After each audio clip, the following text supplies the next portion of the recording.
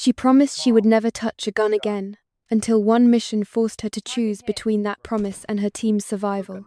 What happened next shocked everyone in the room. A single shot, under pressure, from someone nobody expected changed the entire outcome. This is the kind of story you don't just watch, you feel.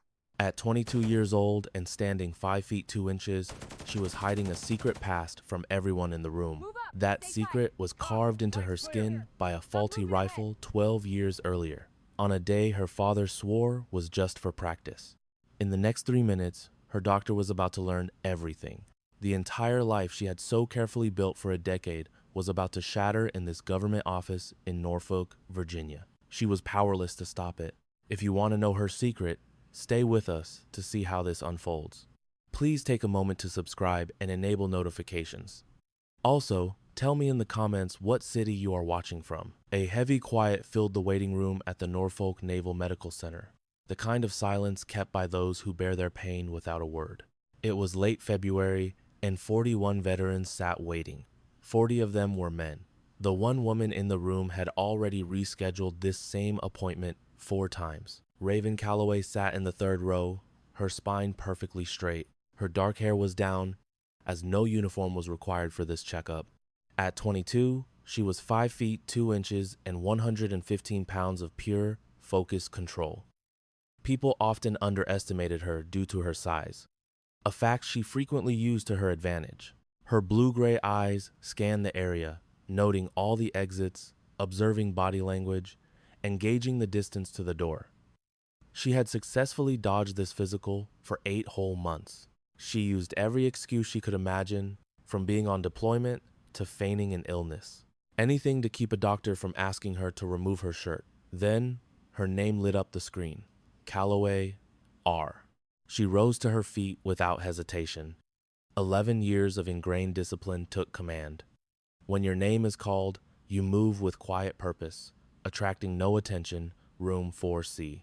Dr. Aaron Hennessy was in his mid-50s and had glasses. He had a gentle face, like someone used to delivering difficult news. He appeared kind, but there was a clear firmness about him. He looked from his computer screen to Raven, then did a double take. Petty Officer Calloway, Hospital Corpsman First Class, active duty, he read. Stationed out of Naval Station Little Creek? Yes, sir. SEAL Team 7? Yes, sir. The doctor put his tablet down, regarding her as if she were a complex puzzle. How long have you served? 4 years, sir. I enlisted at 18. And you're involved in a SEAL medical program? I serve as the team's medic, sir. You qualified at just 22? Yes, sir. He began to write, and she watched his pen move smoothly. He was exceptionally thorough, which was exactly what she had been afraid of. This was the type of physician who would not miss a single thing. That was the whole problem. Any previous injuries? No, sir. Are you on any medications? No, sir. Do you have any known allergies? No, sir. Dr. Hennessy finally looked up, giving her his full attention. All right, I have to check your vitals. Please take off your shirt for the examination. Raven froze on the spot. She had imagined this very moment over 40 times in the last 3 months. She had tried every tactic, from booking a winter appointment, to wear long sleeves, to requesting female physicians only. She had thought of every possible scenario, but there was no avoiding it now. Her hands moved with slow, deliberate motion to the bottom of her shirt. She pulled it off, revealing a plain white sports bra. He told her to turn around, and she complied. The doctor placed his stethoscope on her back. Take a deep breath for me. She did as he asked. The cold metal pressed against her skin. As a medic herself, she had performed this same procedure hundreds of times. Now, being the patient felt like a deep personal violation. Good. One more, please. She breathed in once more, and it was then that he paused. His hand stopped on her back. 3 seconds passed, then 4, then 5. Petty Officer Calloway. His voice had shifted entirely. The friendly tone was gone, replaced by a sharp, intense focus. He sounded like a doctor who had just found something shocking. Please do not move at all. She followed his command perfectly, this marking here. His fingers hovered just over her skin, studying it without making contact. The entry point is on your left shoulder blade. The exit is here in the front, beside your breastbone. He paused. This is a bullet wound. Raven said nothing, and it's from a very high caliber rifle.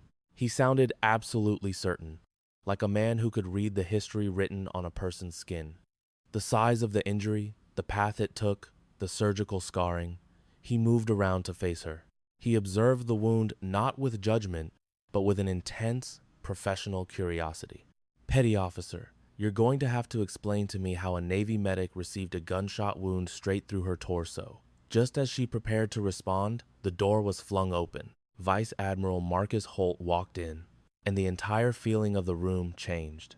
He was 64 years old, stood 6 feet 3 inches tall, and had silver hair in a precise military cut. He had 2 stars on his uniform, but his powerful aura was the first thing you noticed.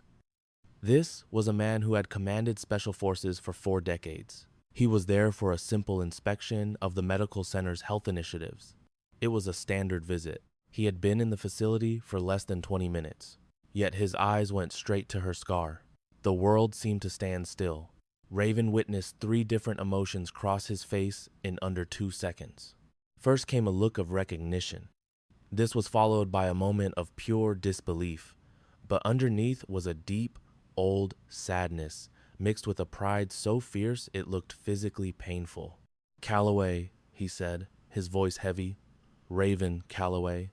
11 years of training made her snap to attention before she could even think. She stood there completely still, trying to overcome the feeling of being totally exposed. Holt approached her slowly, like someone nearing something fragile and exceedingly rare. He did not touch her scar. He just stood close enough to read its story with his 40 years of battlefield knowledge. His jaw was set tight as he took it in. "Barrett was the one who taught you to shoot." It was not a question, but a statement that held a decade of her secrets.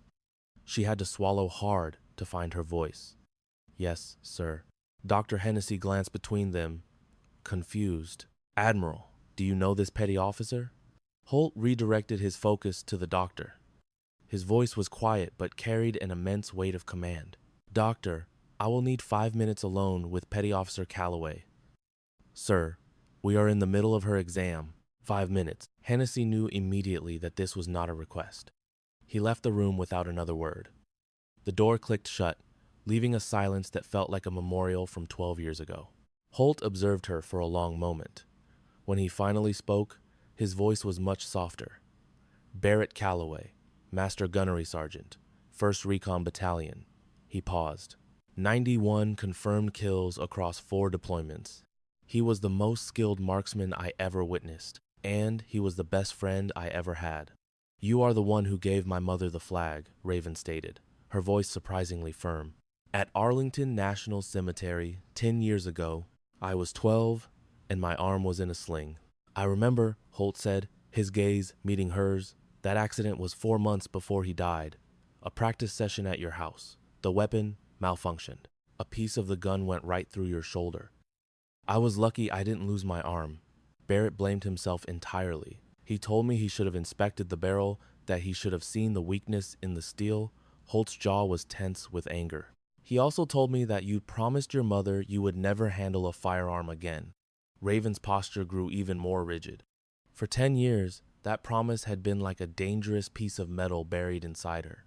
If he felt so much guilt, she asked, her voice sharper than she intended, then why did he deploy again?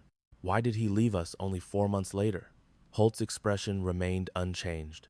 "Because soldiers like your father never learned to stop," he answered. "We convince ourselves we are the only ones who can do the work, that our skills are too valuable to be left unused.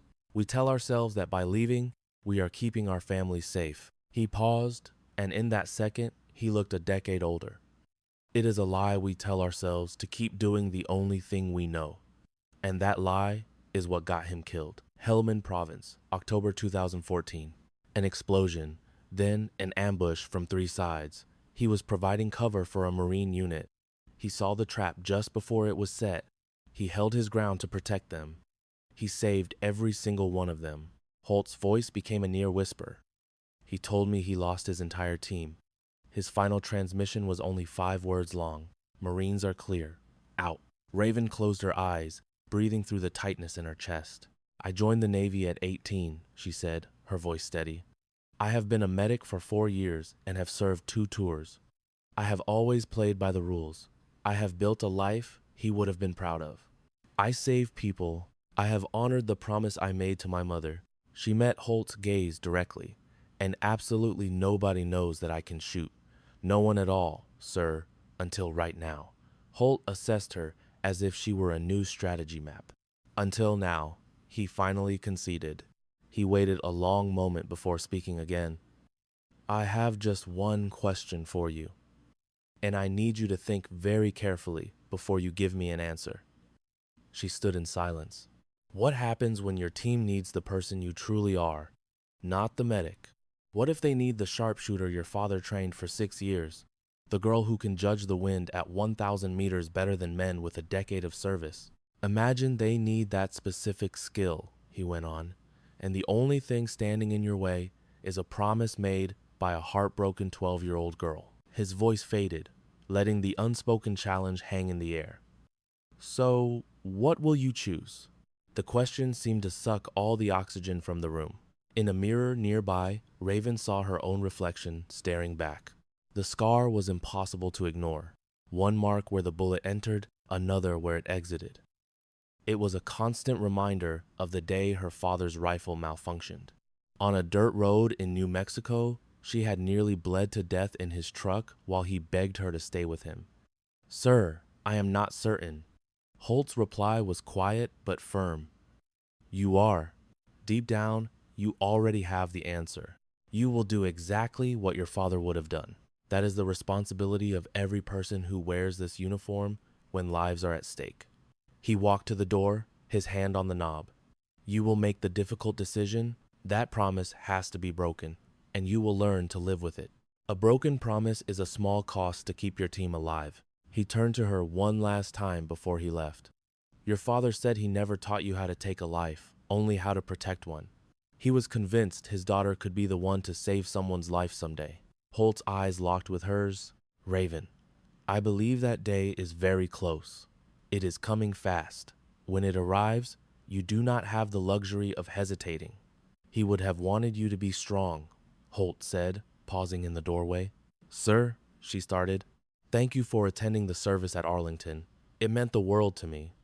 He was my brother, Holt said. That makes you family. If you ever need anything, you call me. Do you understand? Yes, sir, crystal clear. And just like that, he was gone. Hennessy came back a few minutes later, his face impossible to read again. The doctor finished his examination, never once asking about the scar. He declared her fit for duty and handed her paperwork for a follow-up she never planned on attending. Raven got dressed without a word, adjusted her uniform, and checked her appearance one final time. To any onlooker, she was just a sailor finishing a routine exam. But some truths, once spoken, take on a life of their own. They begin to pull the scattered parts of a person's life together, setting them on a collision course. At the Little Creek base, SEAL Team 7 was about to push her to her breaking point. They had no clue they were not even asking the right questions. The drive back to Little Creek lasted 40 minutes. Raven's knuckles were white on the steering wheel as she heard her father's voice in her head. It always showed up when she felt the urge to run. The strength was not in his words, but in his calm and steady tone. He was never a man who raised his voice. He first put a rifle into her hands when she was only 12 years old. Her mother was in the house preparing dinner, leaving the field to them. In the distance, a steel target 200 meters away gleamed in the sun.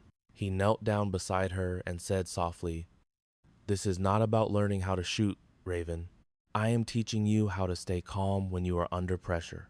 The rifle is simply a tool." For 6 years, she accepted every word he said. That faith was destroyed on the day the gun malfunctioned. After that, she lost her faith in almost everything for a very long time. The base at Little Creek appeared just as it had 2 hours earlier.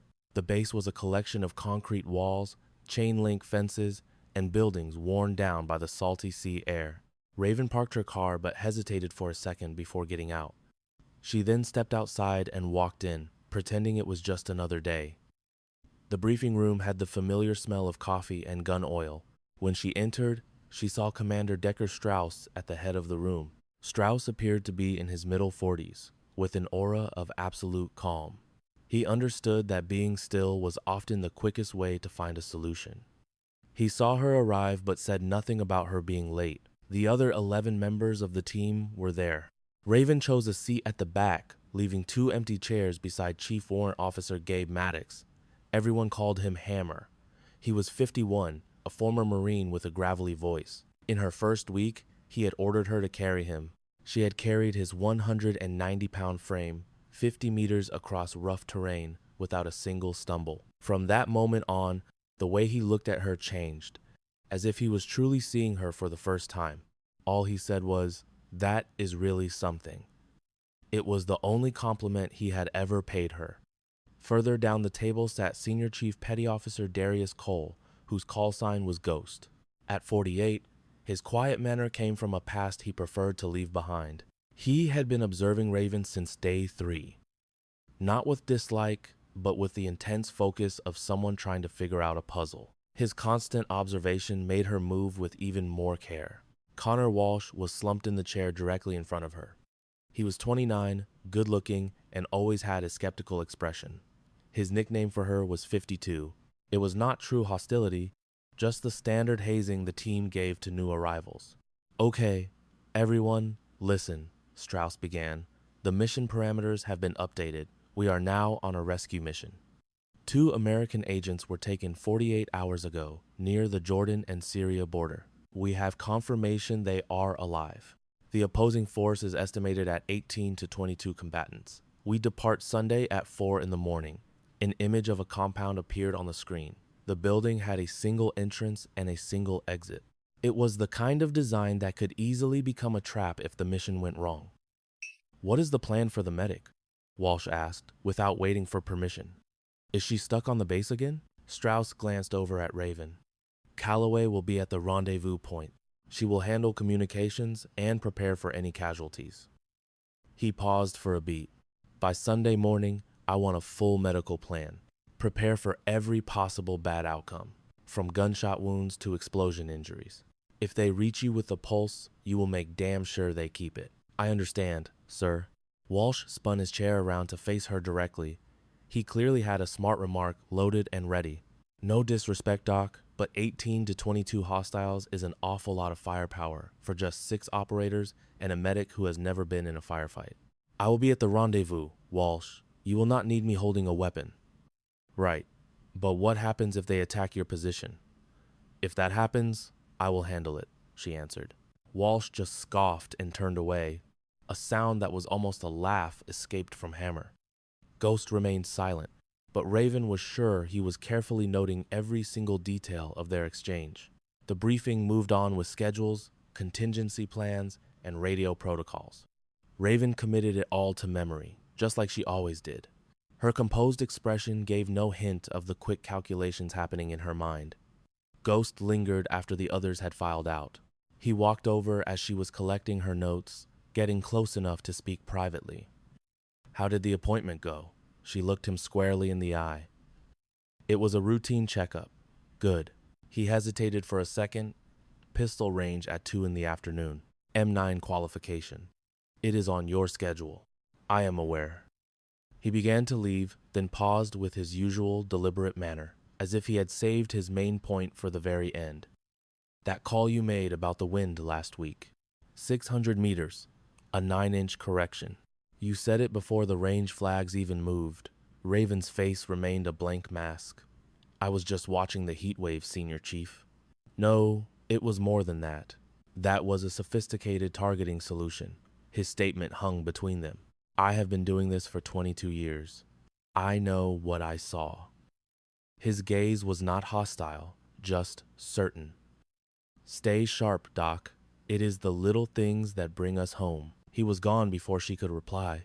She stood there alone, with the image of the compound glowing on the screen. She thought about Holt's question. She also thought about her response. And she knew, with complete certainty, that her answer had been an absolute lie. The following morning, physical training began at 5:30. The team ran for 2 miles, did their conditioning drills, and then the real work started. As the sun rose, Every member had to carry a teammate 50 meters down a gravel path. Throughout the entire run, Raven positioned herself in the middle of the group. She did not keep pace with Walsh and Garrett at the front, who were competing with each other. She also avoided the back of the pack, where anyone struggling becomes an easy target. The middle is for those who are strong enough to keep up but have no desire to draw attention. It was exactly where she wanted to be. He made sure Raven could hear him talking to Garrett. How much longer will she make it on this march? Even after 3 weeks, some were waiting for her to quit. She paid them no mind, focusing on her own stamina and pace. But their opinions started changing that Thursday during a trauma exercise.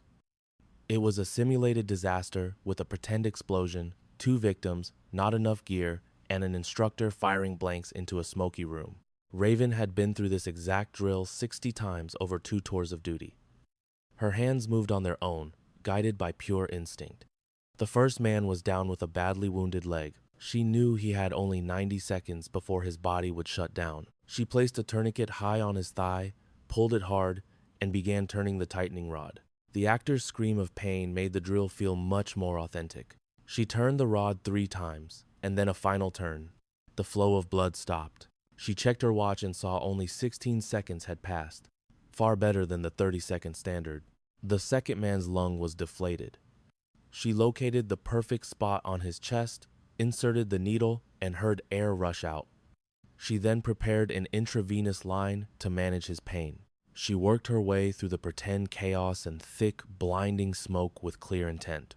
Once the exercise was over, Hammer looked down at his stopwatch. His eyes went from the timer to her, then back again. 15 years, and I have never seen a new medic operate with such skill, he said. This was a simple fact, not a compliment.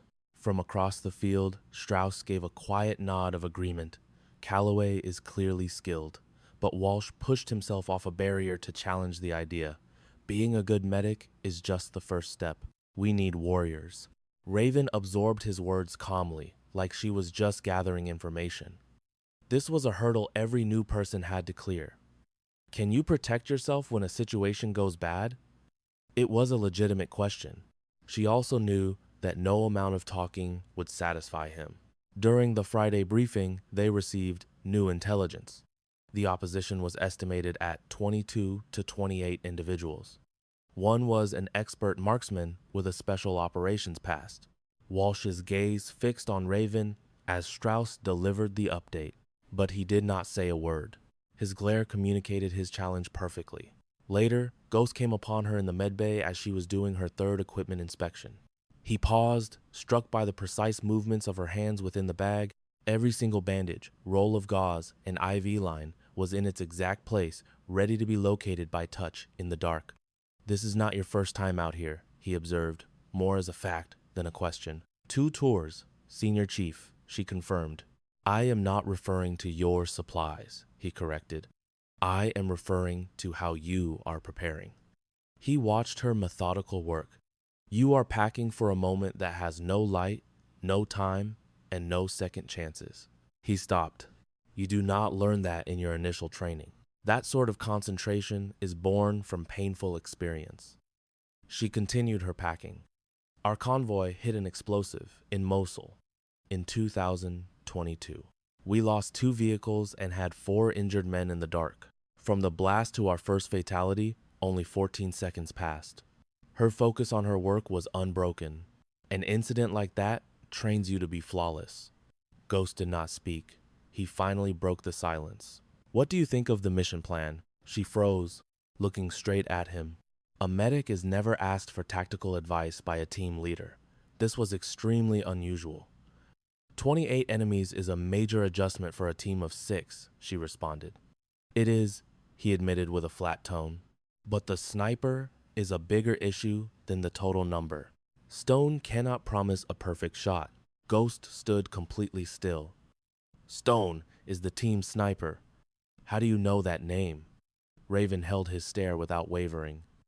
I studied the mission folder, Senior Chief. His name is not listed, but the ridge location, at 800 meters away, requires a very specific rifle. That is certainly not a job for a standard soldier. Ghost studied her for a few long, quiet seconds. Keep going over the plan with that same careful eye, he finally told her. And have your M9 pistol on you this Saturday. He started to walk off. A so-called safe zone can be deceiving. When he left, Raven was positive that Ghost knew she was keeping a secret. He might not know the details, but he could read the signs. She had a secret that guided her every move.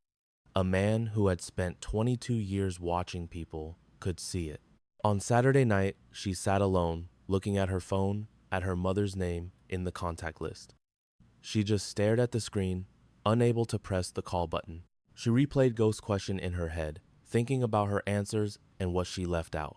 In only 36 hours, she would be at an outpost 12 kilometers from a building with 28 enemies and a sniper. And all she was permitted to have was her medical kit and a pistol. But she had another skill, one her father had taught her for over 10 years. It was hidden deep inside her, waiting for this moment. The C-17 plane touched down on a landing strip in southern Jordan at 2:30 in the morning. A wall of intense heat pushed into the aircraft before the ramp was even halfway down. This was not a pleasant warmth. It was a punishing, choking heat that felt like it was sucking the air from your lungs. Raven stepped onto the pavement carrying 58 pounds of medical supplies, and the heat felt like a solid punch. The team went about their tasks with the casual skill of people who had done this 100 times. They ran checks on their equipment, their weapons, and their communication systems. Raven did a fourth review of her medical bag, making sure every single item was in its proper place. This routine was vital, because in the middle of chaos with only 14 seconds to act, your hands need to find the right tool without thinking. A new update came in at 4 in the afternoon. Strauss assembled the team in the briefing room. His expression was serious. "We have new information on the enemy guards," he said. "The number is between 22 and 28 foreign fighters. One is a former sniper from a special ops unit in Eastern Europe." He looked each team member in the eye. "The mission is still on. A different approach will cause delays the client will not accept," Walsh stated firmly. He glanced at Raven, and his look was now colder than just doubt. The team departed at 7 that night. 7 operators and 1 medic, who was instructed to stay back. They vanished into the evening shadows, leaving Raven with 2 drivers, a radio, and the heavy weight of the wait. At 8:50 that evening, Petty Officer Eli Drummond staggered beside a truck. Raven reacted instantly, even before he fell. She had been watching him for the last 40 minutes with increasing worry. He was walking unsteadily, and his face had been getting strangely red since 6 o'clock. She was by his side in 4 steps, already examining him, as her mind verified her suspicions. His skin was extremely hot and completely dry. His face was a dark, mottled red. His pulse was fast and weak. "Drummond, get down on the ground immediately," she ordered. "I am okay, Doc. Just give me a minute." "Sit down, now," she commanded again, her voice allowing no debate. She checked his temperature, pupils, and consciousness. This was heat stroke, a much deadlier problem than dehydration. This was the deadly type, the kind that can stop organs and cause brain injury without fast treatment. She called over her shoulder. "Hammer, I need you." Hammer ran over, his face showing alarm at her tone. "What is happening? It is heat stroke." "His body temperature is probably above 105 degrees. We need to cool him and give him fluids right away." She had already opened her medical pack. "Get on the radio to Commander Strauss. We have to delay moving out until Drummond is stable." Hammer looked from the sick man to Raven, confused. He was perfectly fine 20 minutes ago. "It progresses that quickly," she said. "He has stopped sweating, Chief. That is a very bad sign. We have about 10 minutes before he could have a seizure." She slid an 18-gauge needle into his arm with practiced skill. "We have 10 minutes, if that. Get Strauss on the line this instant." Hammer sprinted for the radio. Walsh appeared from behind a truck with bottles of water, already knowing what was needed. "Tell me how I can help. Soak these towels. We need to change them every 2 minutes. His temperature has to come down slowly." She adjusted the drip from the intravenous bag.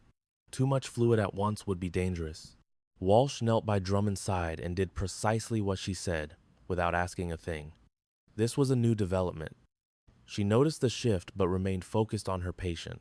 Strauss approved the delay instantly. They had 30 minutes. Drummond would stay behind with Raven. After 28 minutes, Drummond was awake and drinking water on his own. The healthy color was starting to return to his face. He looked at Raven as if he understood he had just escaped a silent danger. "How did you spot the problem so fast?" "I saw something different about you," she said simply. "Your walk, your skin tone. You stopped sweating, which is a big warning in this kind of heat." She checked his pulse one final time. "I have been observing you since 6 o'clock. Honestly, I did not feel sick at all," he confessed. "That is precisely the danger." Walsh, who stood nearby, was quiet for a moment. Then he spoke with total confidence. "I was right beside him the entire time. I did not see a single thing." "We have different areas of expertise," Raven replied. Walsh looked her in the eyes, gave a single, respectful nod, and then walked away. It was the first real sign of respect he had ever shown her. The team left at 7:30 in the evening. Raven watched them go before she settled in by the radio. She performed a fifth check of her medical bag. Tourniquets, bandages, and chest seals were all organized for immediate use when seconds counted. At 10 o'clock that night, an explosion of noise shattered the silence. "Contact! We have contact! We are under fire!" Walsh's voice burst from the radio, thick with tension. A chaotic storm of automatic gunfire roared in the background. This was not the sound of a planned fight, but the unmistakable chaos of an ambush. The information was wrong. There are at least 25 of them. We are falling back. Strauss, rocket-propelled grenade, east side. An urgent call came through for Raven. "Vehicle 1 is speeding to your location." She was already moving as the message arrived. The 58-pound pack felt heavy on her back. She jumped into the truck as it was still rolling, and it sped off before her door was even closed. They traveled 12 kilometers across the desert in an incredible 9 minutes. The driver, using night vision, drove wildly over the rough terrain. She forced all thoughts of her mother from her head. Her mind zeroed in on the mission, the immediate job, and the exact steps she needed to take. Inside the dark, bouncing truck, her hands moved on their own, checking the equipment she had already confirmed 5 times. The truck suddenly slammed to a stop. She was out of the truck before it had fully stopped. She ran the last kilometer on foot with all her gear, the sound of gunfire pulling her closer. Flashes from rifles lit up the darkness, a deadly exchange between American M4s and enemy rifles. She found her team behind a short wall of rocks. Walsh was very badly injured. Dark patches were spreading quickly high up on his right leg. It was his femoral artery. He had only 90 seconds before shock would set in, and just 2 minutes before he would be gone. She dropped down into the dirt beside him. Bullets flew just over their heads. She did not register them as threats, but as information about the fight. "Walsh, you have to look at me." He turned his head, his eyes full of fear and already beginning to dim. "Doc," he whispered, "I cannot feel my leg." "You are losing a great deal of blood. I am going to stop it right now. Just keep looking at me." She grabbed the tourniquet. Her hands moved with a speed that came from years of practice. Without any need to think, high on his thigh, she wrapped it around once. She fed the strap through the buckle and grasped the rod. Then she started to twist. Walsh cried out from the sharp pain. She kept twisting. 1 full rotation, then a second one, then a third. The bleeding slowed down to a small flow, and then it stopped. 4 full rotations. She secured the rod. The entire process took only 17 seconds. She immediately started an intravenous line. "You are stable. You are going to make it. Pain this intense is how you know you are still alive. Now stay with me." Strauss knelt beside her, breathing heavily, his face covered in sweat and grime. "We have to leave immediately. They are moving around to our west. Can he walk?" "No. We will need to carry him." "Can you move while we—" A tiny flash of light came from a rooftop to the north. It was 260 meters away, and at a higher angle. Raven saw the revealing flash an instant before the sound of the rifle shot reached her. In that small fraction of a second, she knew exactly what was happening. It was the expert shooter from Eastern Europe, the one mentioned in the latest intelligence briefings. He was a complete professional. He had waited patiently throughout the entire gunfight, looking for the most important target. He had picked Strauss. The sniper's rifle was completely steady. He was being careful. This is how masters of the craft operate when they have a clear shot at a person who is unaware.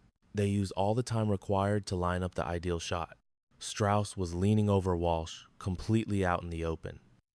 He was 4 seconds away from a bullet that would take the team's leader out of the battle. Walsh's M4 rifle was just 2 feet from Raven's knee. It had a scope, a full ammunition clip, and the safety was off. Then she felt her father's voice. This was not just a memory, but something deeper, more natural.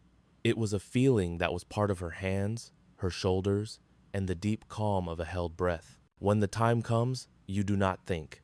You just do it. Waiting is what gets soldiers killed. Then she heard her mother's voice on a cold November day at Arlington. It was the day they presented her with the flag, fired the salute, and a 12-year-old Raven, with her arm in a sling, made a promise she had honored for 10 long years. She seized the rifle. Her hands moved with a familiar sense of confidence. 10 years had not been long enough to erase the 6 years of training her father had carefully instilled in her. She checked the chamber. A bullet was ready. She looked through the scope. She estimated the distance. She felt the wind. It was a gentle breeze from the northwest at 260 meters. The target was elevated. The bullet would drop very little at that distance. She made a small adjustment for the wind. She had taken this kind of shot countless times. She had made even harder shots on worse days, with her father guiding her in the windy deserts of New Mexico. She brought the rifle to her shoulder, and it felt like it had been waiting for her there for the last 10 years. Ghost's voice was quiet, but full of urgency. "Doc, what are you doing with that? I can take that shot." Strauss turned his head toward her. His eyes grew wide with astonishment. "Calloway." She squeezed the trigger with a slow, deliberate pull, just as Barrett Calloway had shown his daughter on a shooting range when she was just 10 years old. That was a time when life was simple, and it was easy to think that shooting was only a lesson in how to remain calm under pressure. The rifle went off with a sharp crack. The bullet flew for 1.8 seconds. The sniper on the rooftop was knocked backward and vanished from her view. The silence that followed lasted only 3 seconds before the noise of gunfire erupted once more. But in that little space behind the wall, it seemed as if time had frozen. Walsh looked up at her from the ground. Ghost was frozen in place.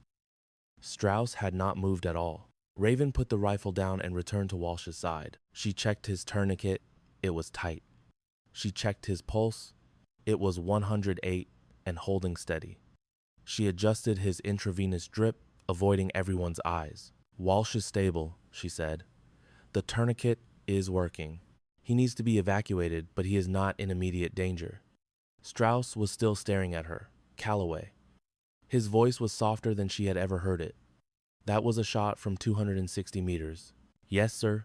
He was a moving target, and you were under enemy fire." "Yes, sir. And you got him with your first shot." She remained silent.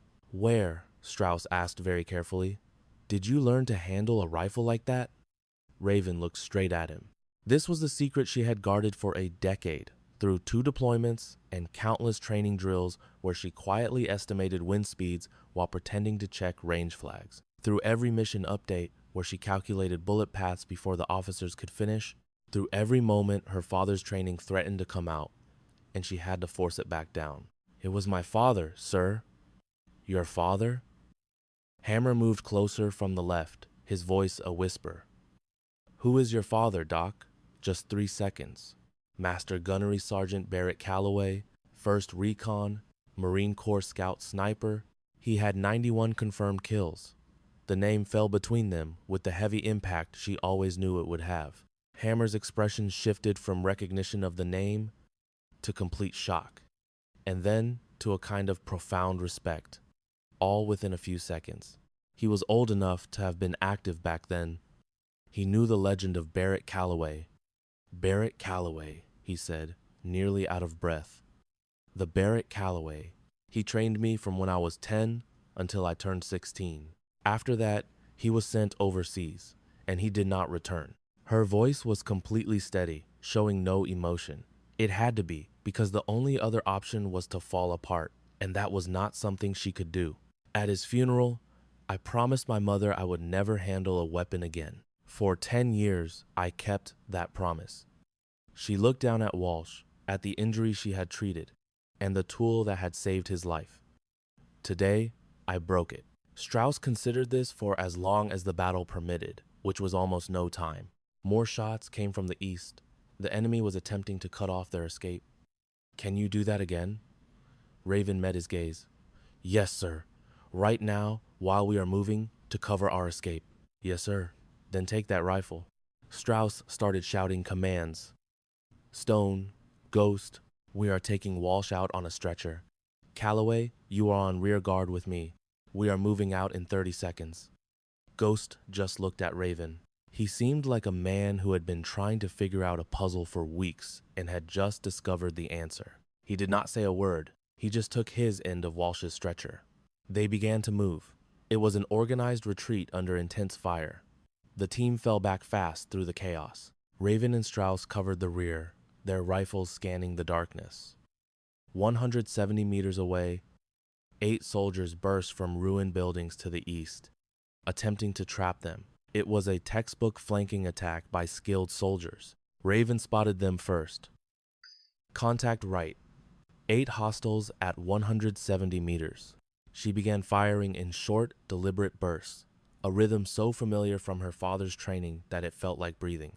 The first enemy went down, then a second, then a third. The whole exchange was over in 4 seconds. The 5 remaining soldiers scrambled for cover. Their path was now clear.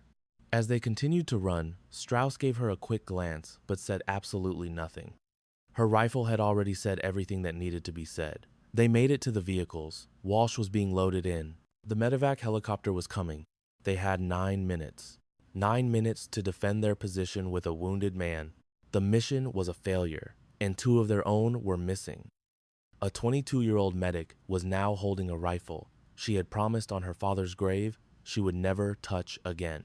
From inside the vehicle, Walsh reached out, and his weak hand grabbed her wrist.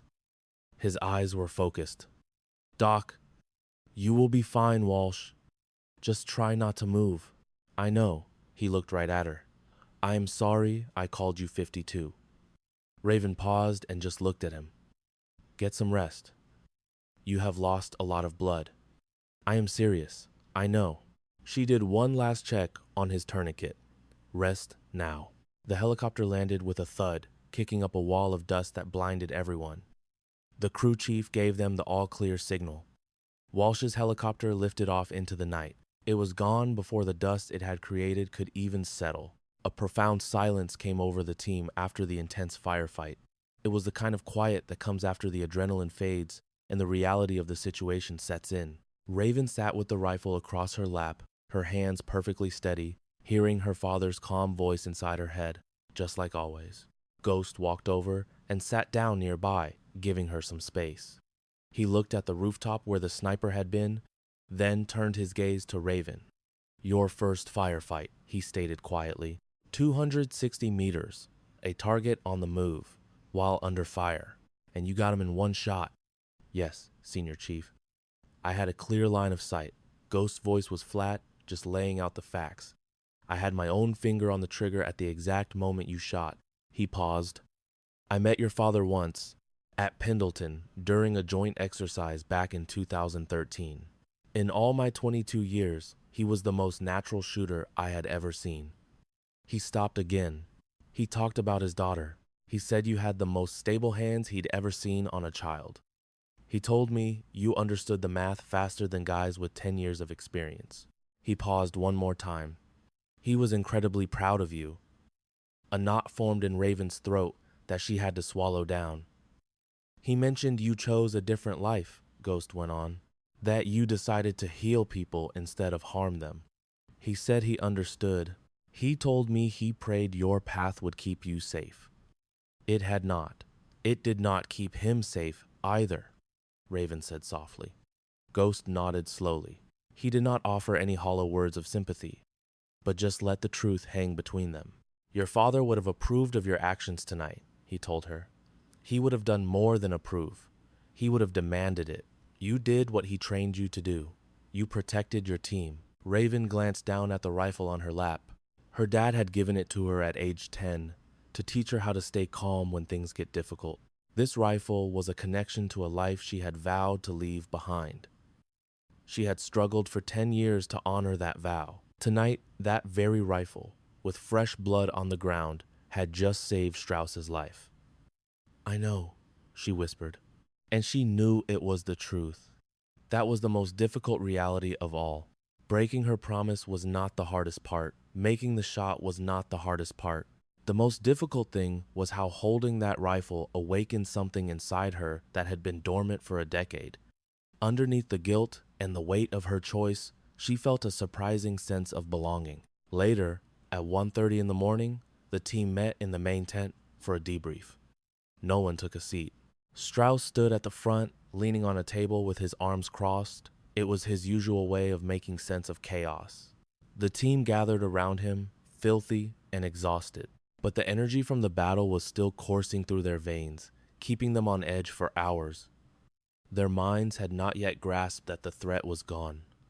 Raven stood toward the back of the tent. The rifle had been stored away with Walsh's equipment. She had already washed her hands. Her face showed no emotion.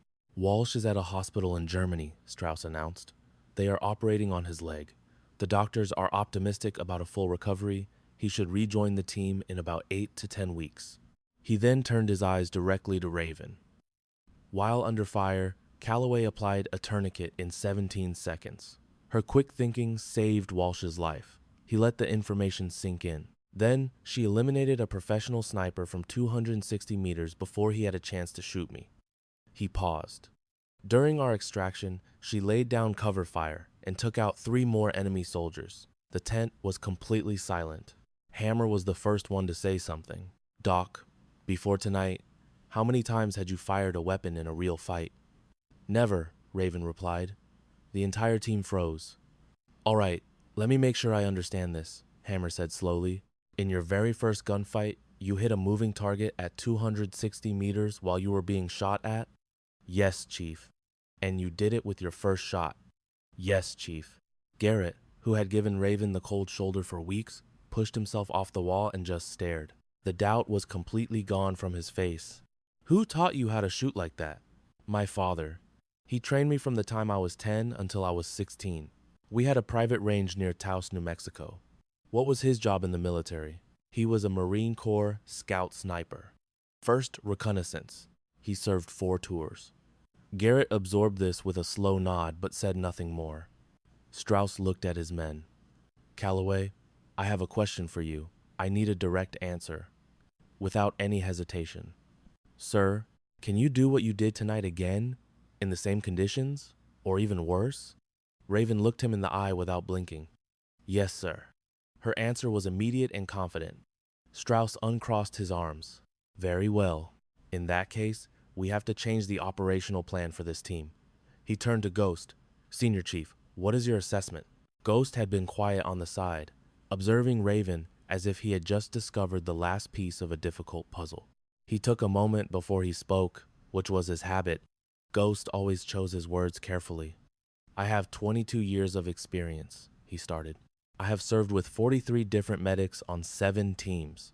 Not a single one of them could have done what she just did. He paused. And I have never seen anyone hide that level of skill so perfectly. His eyes focused on Raven. Why? The single word seemed to fill the room. Everyone waited for her answer. Raven knew this question was coming from the second she put the rifle down. She had been preparing her response during the extraction, on the helicopter, on the drive back, and for the past 2 hours of silence, she was prepared to give them the whole story, not just a simple explanation. At my father's funeral, I promised my mother I would never pick up a weapon again, she explained. I was just 12 years old. He had just died in combat. She was looking at the folded flag from his casket. In that moment, I would have promised her anything. Her voice was steady and strong, but it was not emotionless. It was a subtle difference that every person in that tent was trained to notice. I joined the Navy to save lives. Through 4 years and 2 deployments, I kept that promise. It seemed like the only way to honor my father's memory without also embracing the violence that killed him. She took a slow breath. Tonight, I broke that promise because I was not going to watch Commander Strauss die. A thick silence fell over the room, a silence filled with understanding. Hammer spoke up first. Do you think your mother will understand? I do not know, Chief. She looked directly at him. I can only hope that she will. Strauss let the weight of the moment settle before making the decision they all expected. Tomorrow morning, you are going to undergo a full marksmanship evaluation. I need to understand the complete range of your skills. He looked over at Ghost. You will conduct the assessment. Yes, sir. Does anyone in this room have an issue with that? Not one person made a sound. The doubt she had endured for weeks had vanished. It was replaced by something far more solid. Professional respect. The issue was no longer whether she could do it, but just how skilled she truly was. That was a question that needed an answer. As the men started to leave the tent, Ghost paused next to her. He spoke in his typical quiet tone, making no effort to be secretive. Get some rest, a few hours at least. We will start early, and my tests are not easy. I understand, Senior Chief. He began to walk off, but then he stopped and turned back. Your father told me something the one time we spoke. He said, I am not teaching my daughter how to kill stone. I am teaching her to have a choice. He continued, it is about possessing the ability to do something and having the wisdom to know when it is necessary. You had that choice tonight. He met her eyes. And you knew it was the right time. That is the difficult part. The shooting is easy. And with that final word, he was gone. Raven stood alone in the quiet tent for a moment, listening to the deep silence of the desert. It was the unique stillness of 2 a.m, after a crisis has ended, but before the new day begins. She took out her phone and looked at her mother's name, then put it away. It was not the right time to call. Unsure how to begin, she decided to call Holt instead. He answered immediately, which meant he was already awake. Strauss had clearly gotten to him first. I am aware of the situation, Holt began. I spoke with Strauss 40 minutes ago. He wanted a full account of your training with Barrett. He hesitated. I gave him all the details. I should have called you before I did. My apologies. That is okay, sir. No, it is not. You should have had the opportunity to explain it yourself. He took a breath. You went back on your word. Yes, I did. Tell me exactly what occurred. She recounted the entire sequence of events, saving Walsh with the tourniquet, seeing the sniper, making the shot, the retreat, and the 3 attackers on the eastern side. When she was done, the line went silent for so long that she checked her phone to make sure they were still connected. This is precisely why your father taught you everything, he finally said. He never intended for you to become a weapon. His purpose was to make sure you could defend your own. His tone softened, and you did that tonight. Because of what you did, 3 of your teammates are still alive. Your father would have been so proud. I need you to hear me and really understand this. Sir, I do not feel proud about any of this. You never do, particularly the first time it happens. He paused again. But you learn to live with it. The only other choice is living with the deaths you could have prevented. You understand that now. Yes, sir. You need to call your mother, right now. This news has to come from you, not a formal notice. He spoke with the earned wisdom of someone who understood the cost. Your mother is tougher than you realize. Do not forget, she was married to Barrett Calloway. She was always aware this kind of day could come. After the call, Raven just sat with the phone in her hand for 10 minutes. Finally, she inhaled deeply and dialed. Her mother picked up on the 3rd ring. Her mother sounded wide awake, as if she had not slept a wink. It was almost like a profound, silent connection had kept her up these last 4 hours. Raven, are you all right? I am not, Mom, but I am not injured. Raven could hear a soft sigh of relief from the other end. Then her mother asked the gentle, expected question. What happened? So Raven started from the beginning. She told her mother the whole truth for the very first time, omitting nothing. The words she had suppressed for hours finally spilled out. I used the rifle. I took the shot. I went back on the promise I gave you. After Raven was done, the line was completely silent.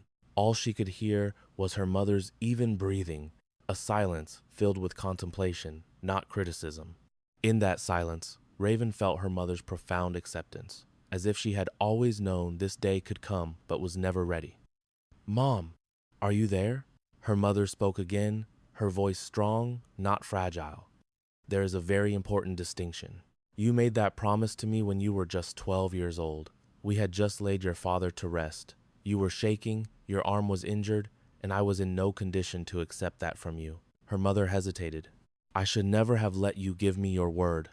It is a choice I have regretted for a long time," Raven replied. "I wanted to promise you. You did not force me. I understand, but I took that promise from a child." Her mother's voice trembled. "You were doing what he taught you, trying to keep me safe," she added, her voice regaining its firmness. "Your father was deployed on 4 separate tours, Raven. Each time he went away, I knew he might not return. I made my peace with that possibility long before he was actually gone." A brief silence passed between them. "He trained you in all of this because he loved you. He wanted you to have options." Barrett Calloway never wanted his daughter to feel helpless. Raven closed her eyes tightly, breathed in slowly, then opened them. "Mom, I killed someone." "No, you saved someone. That is all that matters here. Do not listen to anyone who says otherwise. Your reason for acting is important. The situation is important. This was not about anger or hate. You did it because your commander had 4 seconds to live. You were also the only one there who could have prevented it."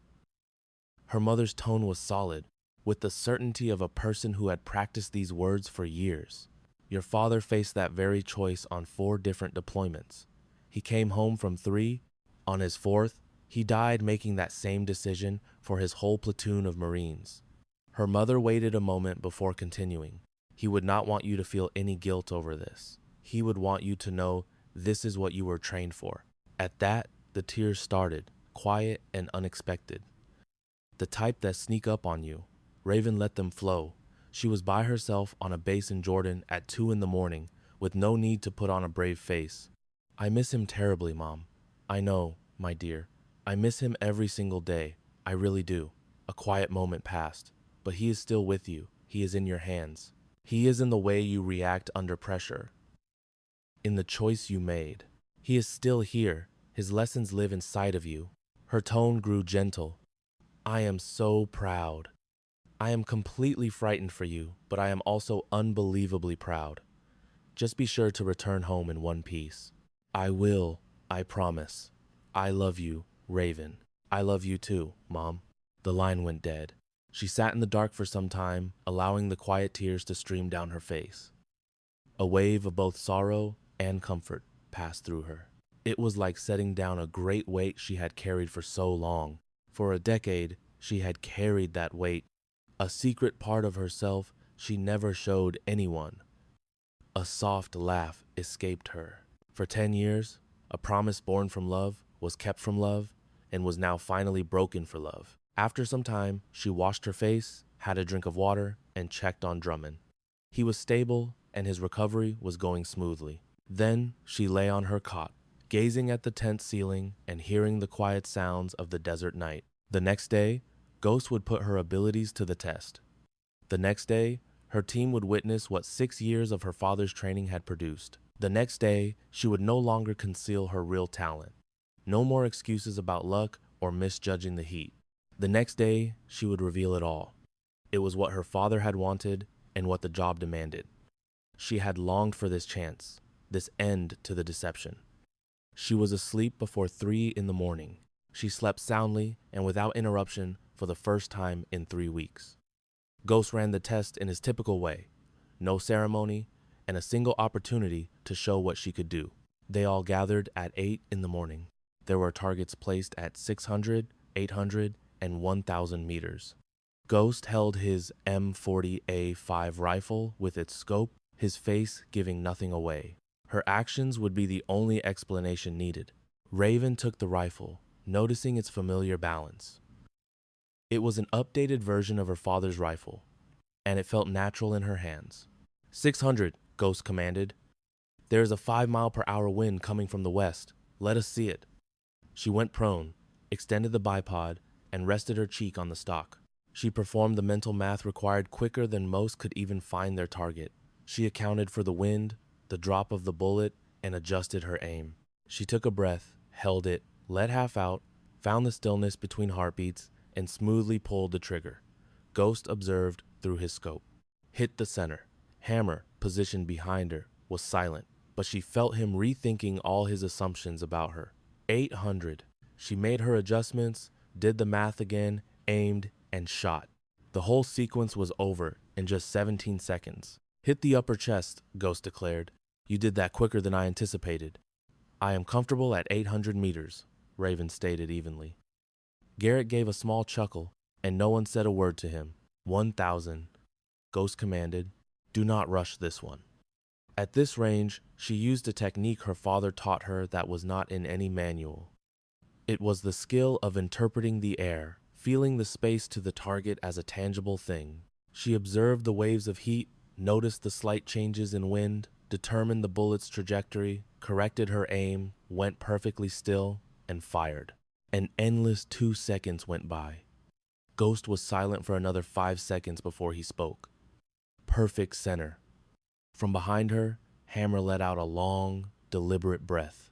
It was the sound of someone seeing something they had believed to be impossible. Strauss approached. His tone was level, but his eyes showed his astonishment. Calloway, tell me the truth. What is your actual maximum range? 1,400 meters, sir. I have made that shot numerous times, when conditions are favorable. Strauss looked over at Ghost. Ghost continued to stare at the distant target. When he turned back to the team, his face showed more shock than she had ever seen. Our most skilled marksmen peak around 900 to 1,100 meters, Ghost said. 1,400 is well beyond anything we require for our missions. He stopped for a moment. Her ability to make a 1,000-meter shot with a strange weapon in a new place, he began, his voice filled with awe. That is not simple skill. That is a raw talent you might see only once in a generation. Raven spoke quietly. My father was an excellent teacher. Your father was a legend, Ghost corrected. But the best instructor in the world cannot create something that is not there. He looked right at her. You have that gift. You have had it this entire time. For 10 years, you kept it a secret from all of us.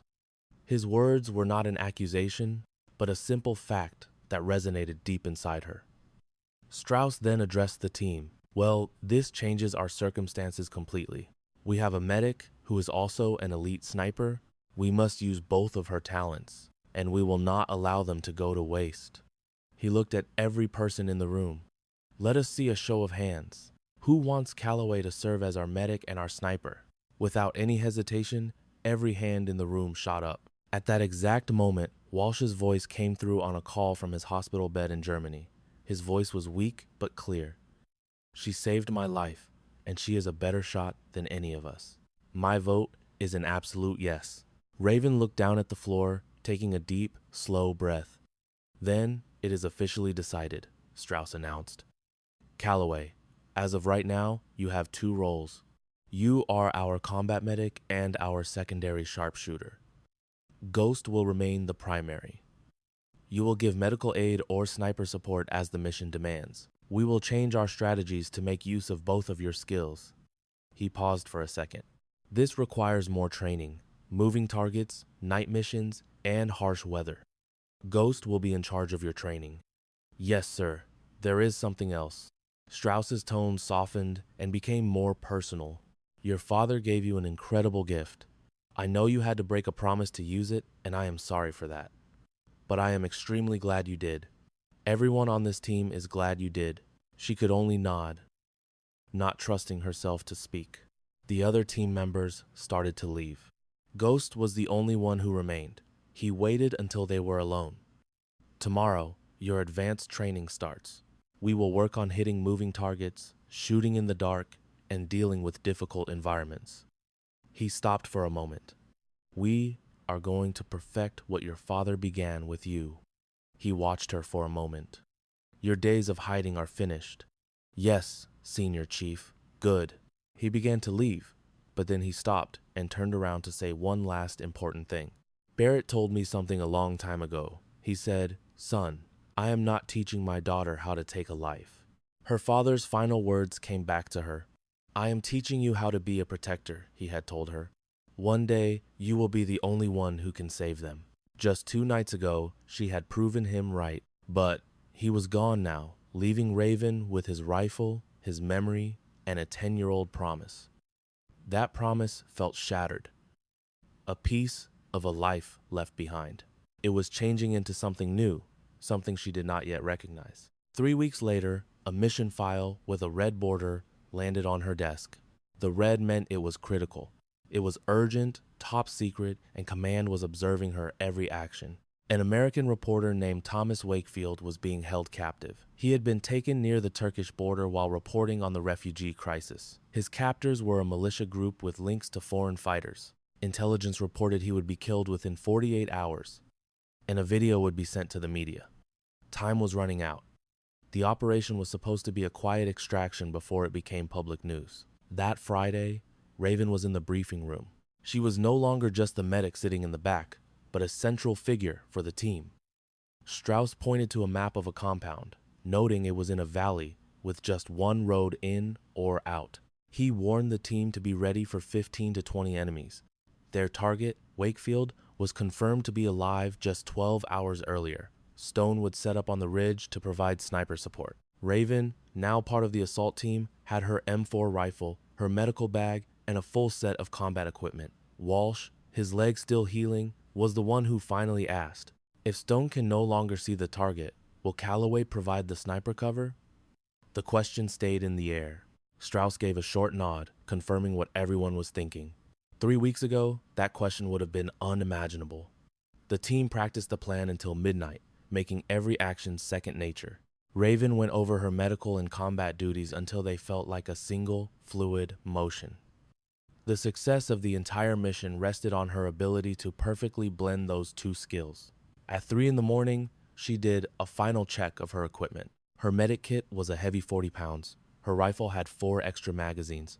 With her M9 pistol and body armor, she was carrying a total of 105 pounds. It was a weight she knew well, a responsibility she had always carried and was prepared to carry once more. Just before dawn, the helicopter flew in low and fast. It landed in a dry riverbed 2 kilometers from the compound and was gone before the dust had a chance to settle. Stone left to find his sniper perch as the team began their approach. The team had 6 operators and 1 medic. Now, nobody doubted her role among them. After a silent 40-minute trek, Stone's voice came over the radio. "I am in position. I can see the target." He hesitated. "Hold on. I am seeing many more heat signals. I count 35 to 40 people." Strauss's expression tightened. "Confirm that number." "The number is confirmed," Stone replied. "It appears several cars arrived during the night. The intel was bad, very bad. Going up against twice as many enemies as expected changed the entire plan. One error could get them all killed." But Strauss decided in an instant. "We are moving forward. If we pull back now, Wakefield dies," he said with certainty. "Prepare for a tough fight. Stone, take out anyone who could block our escape route first. Entry team, move fast, grab the hostage, and pull out." They formed a line at the door. Beckett set the breaching charge with Hammer and Strauss behind him, and Raven was in the 4th spot. Garrett and Dixon covered their 6. The charge was ready. A silent hand signal was given, the door exploded inward, and the team poured inside. The first room was empty. In the second, 2 men reached for guns but were neutralized by Hammer and Beckett. In the third room, they found Wakefield, bruised and battered, tied to a chair. Raven went straight to him, performing a fast evaluation. He had broken ribs and cuts on his face. He was exhausted but mobile. "Can you walk by yourself?" she asked. He slowly nodded. "I believe so." "Okay, take my arm and do not leave my side." Just then, a rocket-propelled grenade hit the east wall, and everything became chaos. The force of the blast threw Raven against a wall, blurring her vision. As the ringing in her ears began to fade, she quickly checked herself for wounds. Her arms and legs were fine, with no major bleeding. Wakefield was on the floor but appeared unhurt. She helped him stand up. That is when she noticed Drummond was down. He had shrapnel wounds in his leg and hip. The pulsing red blood meant an artery was severed. Her hands were already in motion. She took out a tourniquet and secured it high on his thigh. She cranked the windlass once, twice, and a third time. Drummond's face twisted in agony. She gave it one last turn, and the bleeding stopped. The entire process took her only 15 seconds, a new personal best. "You are stable. Stay put," she ordered. Then Stone's voice broke through the chaos. "A machine gun on the north roof has you pinned down. It is 380 meters away. I cannot get a clean shot from my position." Strauss assessed the situation. Drummond was injured. Wakefield was weak. A machine gun had them trapped, and 35 hostiles were moving in. Raven moved to the window and aimed at the rooftop, 380 meters out. She could see a two-man crew. "Commander, I have a clear shot." Strauss glanced from the wounded Drummond back to Raven. "Your responsibility is to the patient." "Drummond is stable," she answered with confidence. "That tourniquet will last. He has about 10 minutes. Her voice was steady and certain, leaving no space for debate. "But none of us are going to make it for 10 minutes if that gun continues to fire." Strauss knew she was correct. "Take the shot," he commanded. She braced herself in the window and lifted her M4. 380 meters. A light breeze was coming from the northwest. She adjusted her aim slightly to compensate for the bullet's travel. The gunner was mostly behind cover, showing only his head and shoulders. It was a very tough shot. She held her breath, found the quiet space between her heartbeats, and gently squeezed the trigger. The first man dropped. A second man replaced him, keeping much lower, exposing only his head. She made a small adjustment to her aim and fired again. It was a flawless shot. The machine gun went quiet. "That was incredible shooting," Stone reported over the radio. "Get to the extraction point immediately." The team started moving, with Drummond on a stretcher and Garrett helping Wakefield. Raven and Strauss laid down cover fire. Then Stone's voice returned, filled with pain. "I am hit. My right shoulder is wounded. From this angle, I cannot miss." "They have no cover left," Raven stated, her eye fixed to the scope. A squad of 8 enemy soldiers was advancing, now just 200 meters away. "Commander, let me provide cover. It will give you the time you need to get to the extraction zone." "Negative," Strauss commanded. "I need you with the injured." "Drummond's status has not changed," she argued. "Wakefield is stable, but we are all dead in 4 minutes when they get here." She met his gaze directly. "Give me 90 seconds. I can buy you 10 minutes." Strauss despised the risk, but they had no other option. 90 seconds, then you return." "That is a direct order."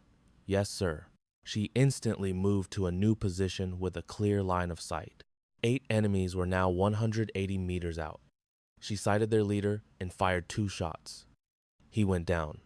The group immediately scattered, firing back with precision. She relocated 20 meters and began shooting again, her movements smooth and calm, just as her father had shown her. 30 seconds passed, and 2 more enemies fell. At 45 seconds, 3 tried to move around her left side. She shifted her aim and stopped them. At 1 minute, the final 3 were gone. Then, at 75 seconds, the rescue chopper appeared, and a man stood up with a rocket launcher. If he fired that rocket, everyone would be lost. Every soul on the chopper and the ground would be gone. She made the calculation instantly. The wind, the range, the target raising the launcher 240 meters out. She fired 1 shot. He fell, and the weapon dropped harmlessly beside him. Her 90 seconds were up. "Calloway, go now!" Strauss shouted. She broke from cover, running with 105 pounds of gear over 150 meters of open ground. Bullets chewed the dirt at her feet. Hammer was at the helicopter's open door. "Come on, Hawk, move!" 50 meters, then 25. He seized her arm, pulling her in as the helicopter rose. The helicopter turned hard, flying them away from the fight. A deep silence settled in the cabin. Nobody spoke on the long flight home. Wakefield, covered in a blanket, watched Raven. A 22-year-old woman he hardly knew had just saved him, and he knew no thanks would ever be enough. But she did not want thanks. Her focus was on Drummond's tourniquet, praying it would hold. It did. She just needed the helicopter to stay in the air. It did. 2 weeks after, Vice Admiral Marcus Holt arrived at their base unexpectedly. He addressed her entire team and presented Raven Calloway with a special patch for her bravery. A red cross was sewn over the Navy trident. A patch like this had never existed in special warfare history. It recognized her unique skills as both a medic and a sharpshooter. Holt gently fixed the patch to her uniform. He moved back, appearing like someone who had just kept a decade-old promise. He spoke, "Barrett gave you 2 distinct gifts, Petty Officer Calloway. One to save a life, and one to take one. You will use them both," he commanded, after a brief pause. "That is a personal order from me." She answered, "Yes, sir." She stood tall before her team, feeling the significance of the new patch.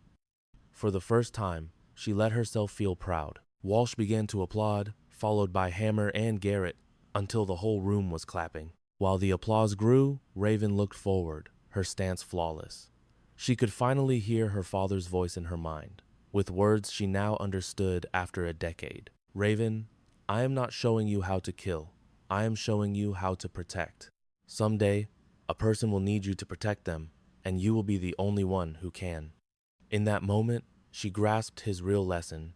It was not about the shot, the wind, or the calm. That was only the method. He taught her an older, deeper truth. Protection is a choice to act, not a simple wish. Real commitment demands sacrifice, sometimes with a bandage and sometimes with a bullet. She understood now that both actions needed the same things. You need the will to act at the right time, you need the wisdom to know when that time is, and you need the bravery to finish the job. She was Raven Calloway, 22 years old, daughter of Master Gunnery Sergeant Barrett Calloway. She was a corpsman, a medic, and a shooter. For 10 years, she thought she had to choose between the paths her father gave her. For so long, she had been mistaken. The real path was to use both of her talents. It was the only way forward. And from that day on, she promised herself she would always use both.